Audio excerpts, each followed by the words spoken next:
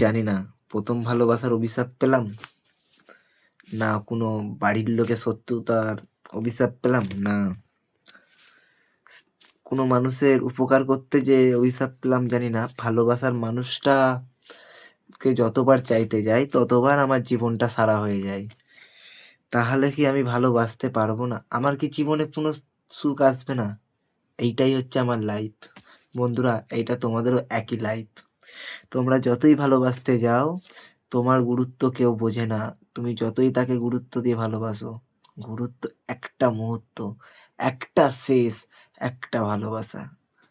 তো লাইফ এমনভাবেই সারা হয়ে যায়, যেইভাবে সারা হয় তোমরা কোনোদিনও বুঝতে পারবে না। একটা মেয়ে আসবে তোমাকে এসে বলবে, আমি তোমাকে খুব ভালোবাসি গো, তোমায় আমি খুব ভালোবাসি। কিন্তু সেই মেয়েটাই যখন তোমাকে ছেড়ে দিয়ে চলে যাবে না, তখন বলবে তুমি ভালো ছেলে ছিলে না, তুমি অন্য কারোর সাথে কথা বলতে, তুমি এই করতে, বা আমার বাবাও মানছে না। ঠিক এই রিজনটাই আসে। তাই বলছি, ভালোবাসার আগে মানুষটাকে জেনে নাও, যাচাই করো যে মানুষটা কি সত্যি তোমাকে ভালোবাসে, না তোমাকে একটা মুহূর্ত ভালোবাসে না। তাই যে কোনো মেয়ের সঙ্গে রিলেশনে করার আগে,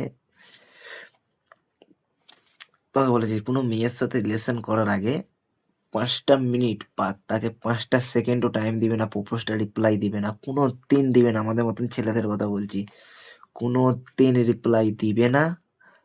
আর যেটা বলার, কোনোদিন রিপ্লাই দিবে না। আর একটা হচ্ছে, যদি রিপ্লাই দাও তোমরা তো ফাঁসবেই, বা তোমাদেরকে ফাঁসাবে ওদের জালে। কেন, মেয়েদের একটা জাল, বড় বিরাট জাল।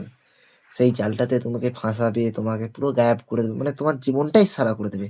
একটা মদ খেলে যেমন ক্যান্সার হয়, একটা মেয়ের সঙ্গে প্রেম করলে তেমনই এক ধরনের ভালোবাসার ক্যান্সার হয়। তো সেইভাবেই লাইফটা শেষ হয়, আর একটা যে ছেলের জীবনটা একভাবেই সারা হয়।